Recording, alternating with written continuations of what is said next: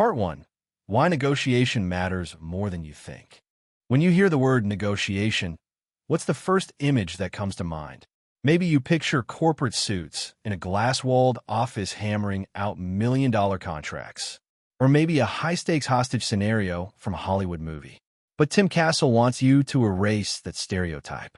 Because the truth is this: you are already negotiating every single day, whether you realize it or not.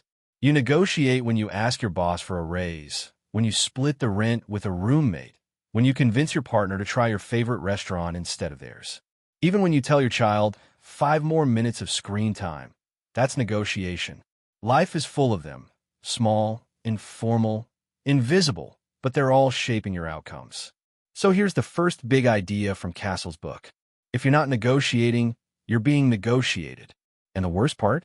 If you're unaware that a negotiation is happening, chances are you're losing by default. Now let's be clear. Negotiation isn't about being manipulative, controlling, or aggressive. In fact, Castle argues that the most effective negotiators are calm, composed, and quietly strategic. They don't win because they're loud. They win because they're intentional. Tim Castle didn't grow up with this knowledge. At 23, he was thrown into a world of multi-million-dollar business deals. He was young, inexperienced, and terrified of being seen as weak or unqualified. But he learned fast. And his biggest discovery? Negotiation is a skill, not a talent, not a gift, a skill. And like any skill, communication, leadership, even playing the guitar, it can be learned, improved, and mastered. One of the first myths Castle breaks is that negotiation is about winning, that it's a fight and someone has to lose. But in reality, the best negotiations aren't win-lose. They're win-win, or at the very least, mutual gain. To understand this, Castle explains 2 negotiation styles. Distributive negotiation, a zero-sum game. If I win $100, you lose $100. It's competitive, often adversarial. Integrative negotiation, the kind that seeks creative solutions, where both sides can benefit by understanding each other's needs. The mistake most people make? They default to a distributive mindset. They treat every conversation like a tug of war. But that only leads to burned bridges, short-term wins, and long-term regret. Integrative negotiation, on the other hand, asks deeper questions. What does the other person actually need? What do I value most? Can we both get what we want in different ways? This shift from confrontation to collaboration is the foundation of Castle's philosophy. And it starts with how you see the situation and how you see yourself. That brings us to another core insight: emotional detachment. Castle says it plainly. The person who needs the deal less holds the power. That might sound brutal at first, but think about it. When you walk into a room absolutely desperate for a yes, people can sense it. Your tone changes. Your energy shrinks. You become reactive, not proactive. And you're more likely to agree to something that doesn't serve you, just to avoid conflict. But when you walk in with calm confidence, knowing that no is a perfectly acceptable outcome, you shift the dynamic. You're not needy. You're selective. This isn't about arrogance. It's about grounding yourself in clarity and self-respect. Let's pause here for a second and apply this to something every day. Imagine you're applying for a job. If you really need it, you might say yes to a lower salary than you deserve. You might skip asking about benefits or flexibility because you don't want to scare them off. But what happens when you go in knowing your worth, knowing that you can walk away if needed? You speak differently. You ask better questions. You command respect. That's the power of not needing the deal. And it only comes with preparation, mindset, and inner confidence. Castle also emphasizes that negotiation is not just verbal. It's mental posture. It's how you carry yourself, how you manage silence, how you react to pressure. And that's why emotional regulation is key. You can have the best facts, the best strategy, the best offer, but if you lose your temper, show desperation, or collapse under tension, it all unravels. Emotions, left unmanaged, become leaks in your power. Castle recommends that before every important negotiation, whether it's a business deal or a difficult conversation with a loved one, you check your mindset. Are you calm? Are you clear on your goals? Are you emotionally stable enough to listen without getting defensive? Because here's the reality. Negotiation is 90% emotional and only 10% logical. People make decisions based on how they feel and justify them with logic afterward. You're not just negotiating for dollars or outcomes. You're negotiating for trust, for clarity, for long-term success. And that only happens when emotions are kept in check. Now, let's talk about one more concept from Castle: perception versus reality. In many negotiations, what matters isn't the absolute value of what's offered, it's how it's perceived. Two people can hear the same deal and feel completely different about it, based on how it's presented, who it's coming from, and what the emotional context is. That's why framing matters. If you walk into a meeting saying, "This is the best I can do," you're signaling finality and limitation. But if you say, "Let's find something that works for both of us," you're inviting flexibility, even if the numbers are the same. The message behind a message is everything. And that brings us back to where we started. Negotiation is everywhere. It's not just a business skill. It's a life skill. And once you start seeing the world through that lens, everything changes. You stop accepting the first offer. You stop shrinking your value. You stop fearing conflict. And you start stepping into conversations with purpose, clarity, and strength. Tim Castle's message is simple but powerful. You're already negotiating every day. Why not learn how to do it well? And that's what this journey is about. Studio Microphone Part 2. Preparation, your greatest negotiation weapon. If negotiation is a skill, then preparation is the training ground. It's the part nobody sees, but it's where the real power is built. Tim Castle makes one thing very clear. The outcome of a negotiation is often decided before the conversation even begins. Most people think the deal happens in the room when the talking starts. But Castle teaches that by the time you open your mouth, the groundwork should already be solid beneath your feet. So what does preparation actually look like? It starts with a simple but overlooked question: what do you want? This sounds obvious, but in practice, many people go into negotiation with vague ideas. They want a good deal or a fair price. But what does that mean? If you can't define your outcome clearly, you won't know when you've achieved it. And worse, you'll be pushed around by someone who can. Castle urges you to write it down. Don't just think about your goal, define it. Be specific. What's the number you're aiming for? What terms do you want? What non-negotiables are there? Then go deeper. Ask yourself, what's the ideal outcome? What's the minimum you'll accept? What are you willing to trade? And most importantly, will you walk away? That walk-away point is essential, because without it, you're negotiating in the dark. This is where the concept of BATNA comes in, your best alternative to a negotiated agreement. In other words, if this deal falls apart, what will you do instead? Knowing your BATNA changes everything. It gives you leverage. You're no longer operating from fear or desperation. You have a backup, a plan B, that gives you posture. Let's say you're negotiating for a raise at work. If you've already secured a freelance gig that pays the same or better, you'll walk into that meeting with confidence. You won't beg. You'll present your case clearly and without tension.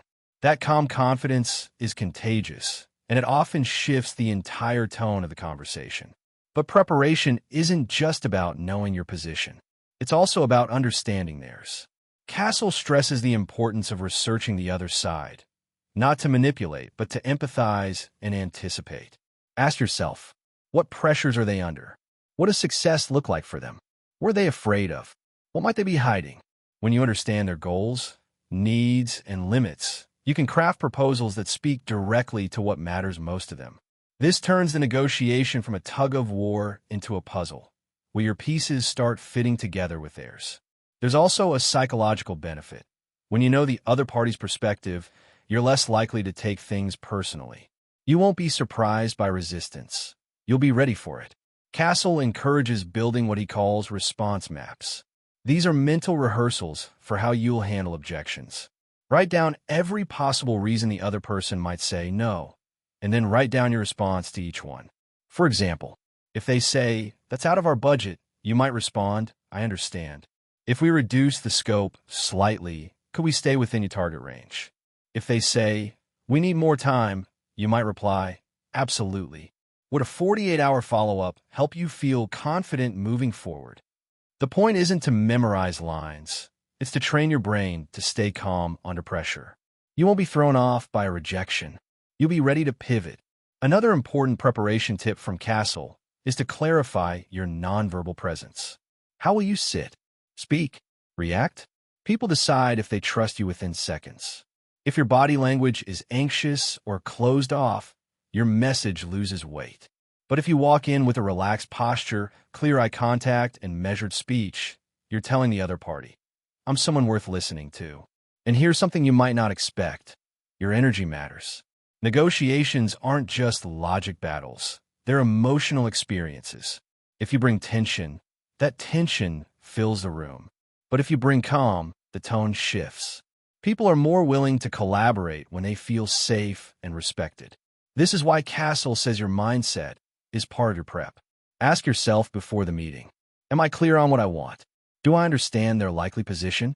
Have I prepared responses to common objections? Am I emotionally grounded? Am I walking in with solutions, not just demands? Castle also recommends visualizing the negotiation in advance, not to fantasize, but to mentally rehearse. Picture the conversation. What will you say first? What if they push back? What's your tone? What will you do if they go silent? This type of mental simulation prepares your nervous system. You'll feel like you've already been there once. It reduces anxiety, increases focus, and helps you stay composed. Lastly, remember this key point. Preparation gives you options, and options give you power. When you're prepared, you're flexible. You're not locked into one outcome or one path. You can adapt in the moment. You can create alternatives. You can lead instead of react. It's like going into a chess match knowing the board, the rules, and your next 5 moves, while the other player is still deciding which piece to touch. That's the difference preparation makes. So before you walk into your next negotiation, whether it's with a client, a coworker, a contractor, or even a family member, ask yourself, do I know what I really want? Do I understand what they want? And am I ready for the conversation, not just the outcome? Because the conversation is where the real work happens. And the work begins long before the first word is spoken. Studio Microphone Part 3. Listening, reading the room, and controlling the flow. Now that you've prepared your mindset, goals, and strategy, you're ready to step into the room. But here's where most people make a big mistake. They talk too much and listen too little. Negotiation isn't about dominating the conversation. It's about understanding it. In fact, the best negotiators listen more than they speak. And when they do speak, every word is intentional. Tim Castle emphasizes that the true power in negotiation lies not in your ability to convince, but in your ability to connect. And that connection starts with listening, deep, focused, active listening. So what does that look like? Let's start with the basics. Most people don't really listen. They wait for their turn to talk. While the other person is speaking, their mind is already preparing the next argument or counterpoint. That's not listening. That's reacting. Castle urges us to slow down. When the other party is talking, don't interrupt. Don't rush to agree or defend. Just listen. Listen for what they're saying, but also for what they're not saying. Pay attention to the language they use. Notice the tone, the pauses, the moments where they hesitate. That's where the truth often hides. Here's a powerful tool, reflective listening. When someone shares something important, repeat it back in your own words. For example, it sounds like the biggest concern here is timing, not cost. Is that right? This does 2 things. First, it shows respect. You're signaling that their opinion matters. Second, it gives them a chance to correct or clarify, which deepens understanding. It also builds trust. And trust is the foundation of every great negotiation. Another tool? Ask open-ended questions that invite detail and insight. Instead of saying, "Is that okay with you?" ask, "How does that sound to you?" Instead of, "Are we aligned?" ask, "What would make this feel like a win for you?" These questions create space for conversation instead of confrontation. And once the conversation flows, you gain information. And information is leverage. Remember, the more you know about the other person's needs, wants, and fears, the better you can craft a solution that works for both sides. That's how integrative negotiation works. You're not fighting over pieces of a pie. You're figuring out how to bake a bigger one together. Now let's talk about something most people forget in negotiation: nonverbal communication. Castle emphasizes that what you don't say often carries more weight than what you do. Your body language, eye contact, posture, and even your breathing, all of it communicates confidence or insecurity, interest or indifference. Here are a few things to keep in mind. Sit upright but not rigid. You want to appear relaxed but engaged. Maintain steady eye contact, but don't stare. Use open hand gestures, not clenched fists or crossed arms. Slow down your speech slightly. Fast talk can signal nervousness. Calm, deliberate words carry authority. One of the most underused tools in negotiation: silence. Silence can be incredibly powerful. After making a point or presenting an offer, pause. Just stop talking. Let's sit in the air. Most people are uncomfortable with silence, and they rush to fill it. They'll talk themselves into corners, reveal concerns, or even negotiate against themselves, just to break the tension. But you'll be still. You'll listen. And in that silence, you take control. It's like a rhythm: talk, listen, pause. Talk, listen, pause. That's how you control the flow of a negotiation without ever raising your voice. Castle also warns against over-explaining. The more you talk, the more chances you give the other party to push back or find gaps in your reasoning. Present your idea clearly, then stop. Let the weight of your words speak for you. Another key idea here is reading emotional temperature. Negotiations can get tense. People might get defensive, irritated, or anxious. The ability to recognize those emotional shifts and not react impulsively is what separates pros from amateurs. Castle teaches that staying emotionally regulated is a competitive advantage. When someone raises their voice, you keep your steady. When they interrupt, you wait calmly. When they try to pressure you, you stay grounded. This isn't weakness, it's power.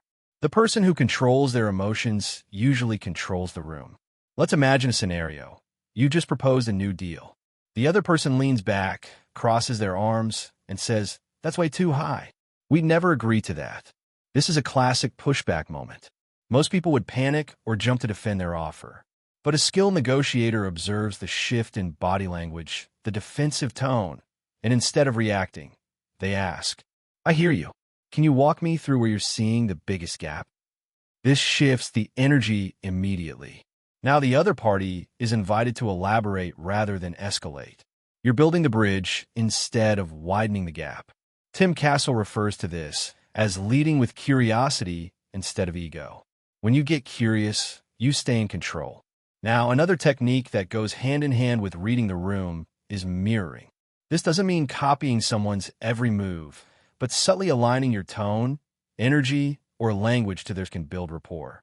People tend to feel more at ease when they sense they're in sync with the person they're talking to. But use this carefully. It must be authentic. The goal isn't to manipulate. It's to connect. Castle also touches on control through pacing. Don't let the other party rush you into quick decisions. If they're pushing fast, slow down. Take a breath. Ask for time to consider. If they're stalling endlessly, respectfully bring things forward by summarizing where you are and proposing next steps. The ability to manage tempo is underrated, but it's essential. To wrap up this part, here are the key takeaways Castle offers. Listen actively and with patience. Ask open-ended questions that invite insight. Use silence as a tool, not a weakness. Observe body language, tone, and pacing. Regulate your own emotions, no matter what happens. Lead with calmness and curiosity, not ego or fear. Because ultimately, negotiation isn't about forcing agreement. It's about creating alignment. It's about creating the space where both sides feel heard, respected, and empowered to move forward. And that space doesn't appear magically. It's created through listening, empathy, and emotional intelligence. In the next part, we'll dive into real tactics, how to use offers, anchors, framing, and gentle pressure to shape the outcome you want. But always remember, words only land when the listener feels safe. And safety starts with you listening first. Studio Microphone Part 4. Tactical Tools. Anchoring, Offers, and Soft Pressure. So far, we've covered the mindset, the preparation, and the emotional intelligence that forms the core of great negotiation. Now it's time to get tactical. In this part, we dive into the actual tools, the strategies you can use mid-negotiation to guide the conversation, frame offers, and influence outcomes without aggression or manipulation. Tim Castle believes that the most effective tactics aren't the loudest. In fact, they're often invisible. They work because they're subtle, thoughtful, and rooted in psychology. Let's break them down. Direct hit anchoring. The first number wins. One of the most powerful tools in negotiation is anchoring. Anchoring means you set the reference point first. You're the one who defines the starting line. Why does this matter? Because psychologically, people tend to fixate on the first number they hear, whether it's realistic or not. It becomes the anchor, and everything that follows is compared to it. Let's say you're negotiating a salary. If the employer starts at $60,000 and you were hoping for $75,000, now you're working uphill. But if you start by saying, based on market research and my experience, I'm looking for something in the $80,000 range, you've anchored the conversation. Now, even if they come back lower, the reference point has shifted in your favor. Anchoring isn't about being outrageous. It's about being strategic. You want to set a number that's optimistic but defensible. Something high enough to pull the outcome upward, but not so high that it seems unrealistic or insulting. Castle reminds us that confidence in delivery is everything. If you say your number with doubt or hesitation, the other party will challenge it. But if you present it calmly, with a clear rationale, it becomes believable. Hammer and wrench framing. How you present is what they hear. Framing is the art of how you say what you say. Let's say you're offering a service for $10,000. That might sound like a lot until you frame it differently. This investment of $10,000 will save your business an estimated $30,000 over the next year. Now it's not an expense. It's a return. Framing shapes perception. Instead of saying, we can't go lower, say, here's what's included at that level. Instead of, I can't meet that timeline, say, to ensure quality, I need 3 additional days. It's a shift from limitation to value. Castle emphasizes that people don't make decisions based only on logic. They make them based on how they feel about what they're hearing. Framing allows you to guide that emotional reaction without ever lying or manipulating. Speech balloon, making the first offer or not. There's often debate. Should you make the first offer or wait? Castle says it depends. If you're well-informed, confident, and want to anchor high, you should go first. But if you're unsure of the other side's expectations or want more insight, it might be smart to let them speak first. If they name a number that's better than you expected, great, you can work with that. If it's too low, you now know where they stand, and you can start building value to move them upward. But here's the key. Never react emotionally to a number. If it shocks you, stay neutral. Pause. Say, thanks for sharing that. Can you walk me through how you arrived at that figure? This gives you space to respond rationally, not react impulsively. Counterclockwise arrows button concessions. Never give without getting. Another mistake people make is giving too much too early. Maybe they're nervous. Maybe they want to be liked. Maybe they fear losing the deal. But Castle warns, concessions should never be free. If the other party asks for something, a lower price, faster delivery, extra features, you don't have to say no, but you should say sure if, for example, we can reduce the price by 10% if you're able to commit to a 12-month agreement.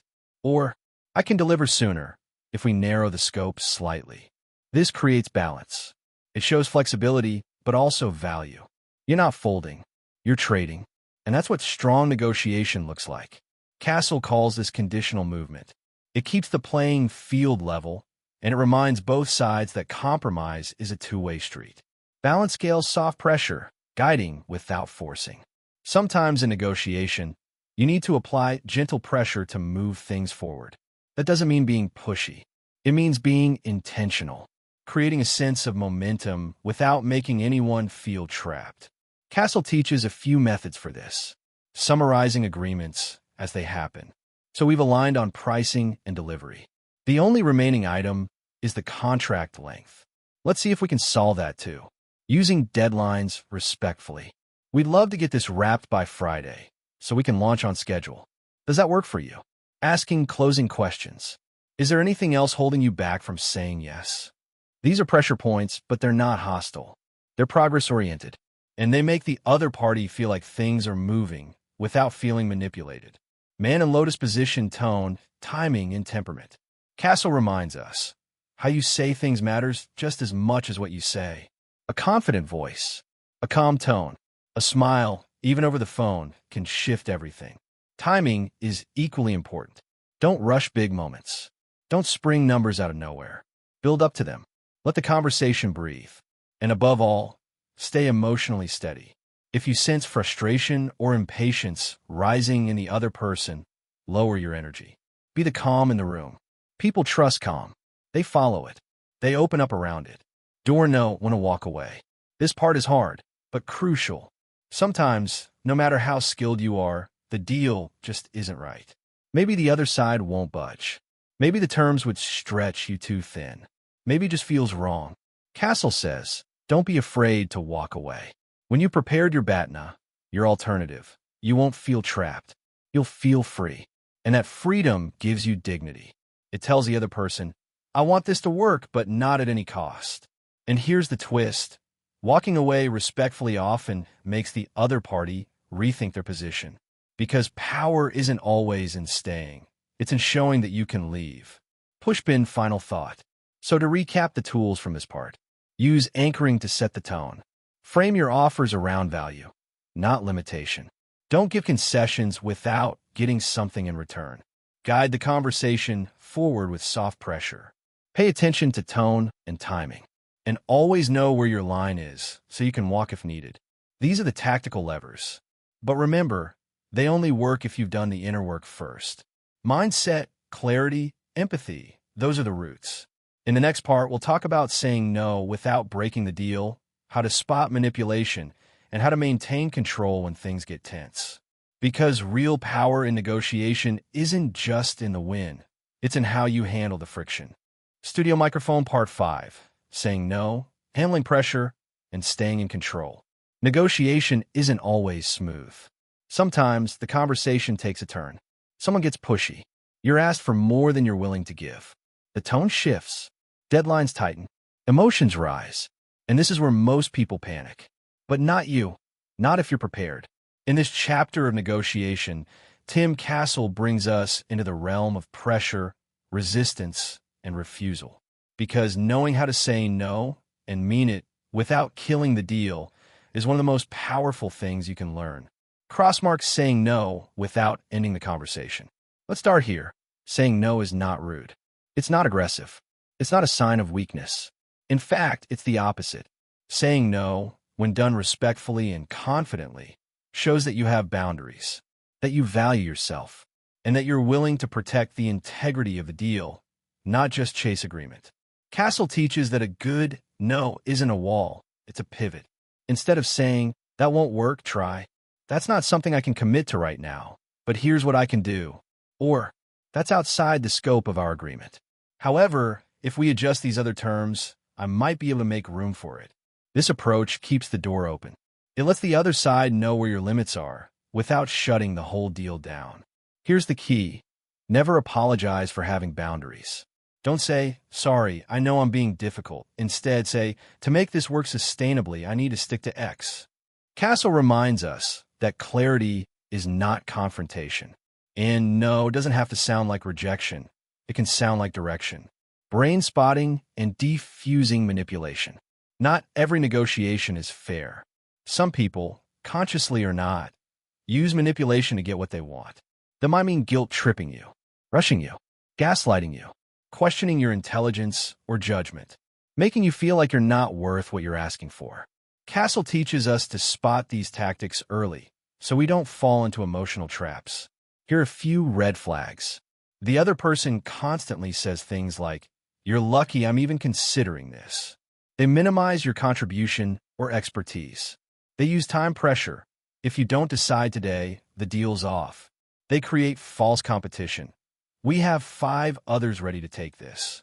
These are pressure tactics, and your job is not to get angry or defensive, but to disarm them with calm clarity. When someone tries to rush you, Respond with, I appreciate your urgency, and I want to make a thoughtful decision. Let's revisit this tomorrow. When someone tries to devalue your offer, say, that's your perspective, and I respect it. But based on what I provide and the outcomes I've delivered, I stand by my price. What you're doing is simple, but powerful. You're not giving them emotional fuel. You're not reacting. You're redirecting. Castle's advice, stay calm, stay grounded, and remember, the urgency is not your emergency. Mantelpiece clock, staying patient under pressure. Sometimes pressure doesn't come from manipulation, it comes from time. Deadlines, delays. That sinking feeling of, we need to wrap this up now. This is where patience becomes your superpower. Castle teaches that deals made in panic are almost always bad deals. Rush negotiations are sloppy. They skip details. They ignore red flags. They feel good in the moment, but fall apart in the long term. So what do? You breathe. You slow things down. You say, let's make sure we're aligned on every point before we move forward. Or, if we rush this, we risk missing something important. Let's get it right. This doesn't mean dragging things out for no reason. It means protecting the integrity of the process. In moments of pressure, ask yourself, am I deciding from clarity or anxiety? Am I compromising too much just to move forward?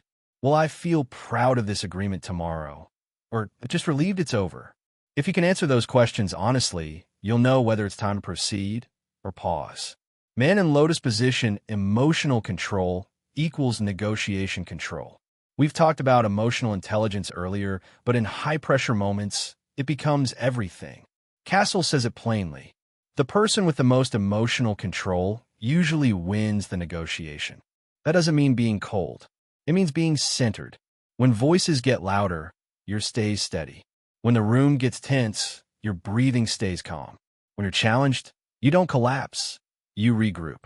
You stay focused on the goal, not the drama.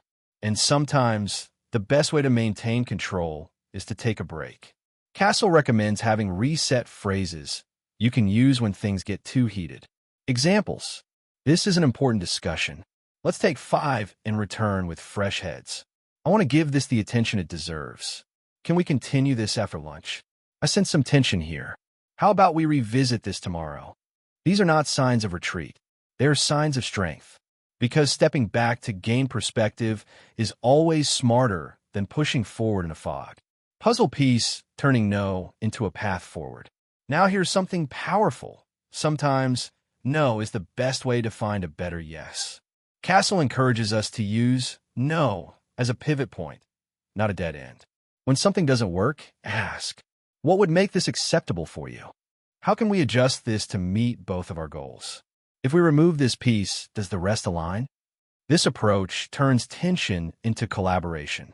It keeps the door open and shows that your no isn't a refusal to work together. It's a commitment to doing it right. No pedestrians holding your line without being the villain. There will be times when the answer really is no. Full stop. Maybe the budget's too low. The offer's unfair. The request is too much. So how do you say that without burning the relationship? Castle offers a simple formula.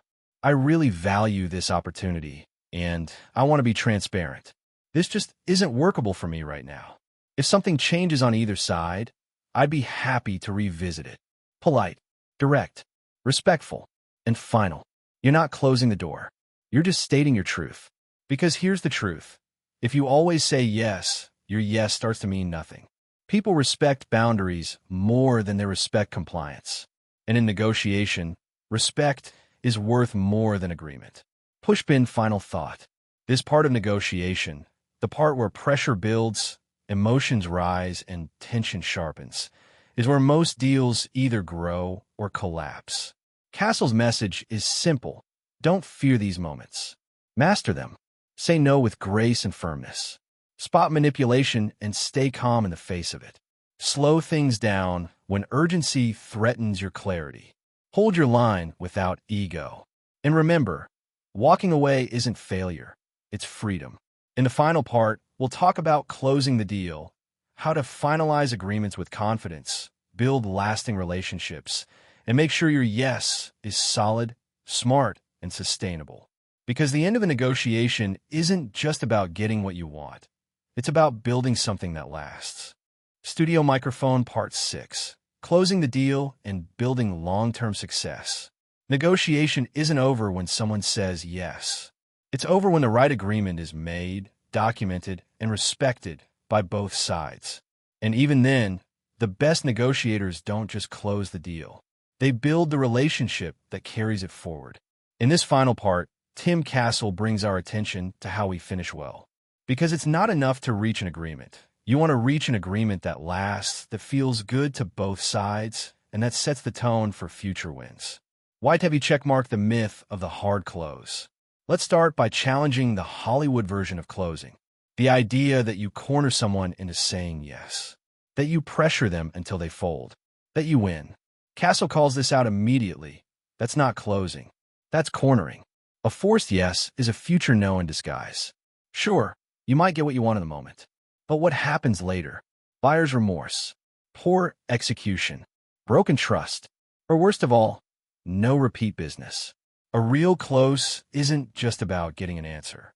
It's about reaching an agreement that both parties believe in. So how do you do that? Page with curl, clarify everything before you finalize. Castle's first rule of closing is simple. Don't assume anything. Ever. This is where you get ultra clear. Revisit every point of agreement. What's being delivered? What are the terms? When does it start? What happens if something goes wrong? You're not doing this to kill the vibe. You're doing it to protect it. Because the only thing worse than a failed negotiation is one that ends with vague promises that fall apart later. Here's a great closing question. Before we finalize, can we walk through everything one last time, just to make sure we're completely aligned? It shows professionalism, thoroughness, and respect. And it saves everyone from headaches down the road. Handshake the yes that sticks. Once everything's on the table and agreed upon, Castle recommends confirming the emotional temperature of the yes. Ask, how are you feeling about this? Does this feel like the right move for you? You're not doubting the deal. You're validating the other person's emotional experience. This shows you care about more than just the outcome. You care about the relationship. And when people feel cared for, they stay. They refer. They recommend. Castle calls this closing with character. Because at the end of the day, business is still human. And humans want to feel heard, seen, and respected, even in negotiation. Brick build trust, not just transactions. A successful negotiation is not a one-off event. It's the start of a cycle of trust. You've listened. You've respected boundaries. You've worked through conflict with calmness and clarity. Now, when you close, you seal all of that in. Here's what you should do next.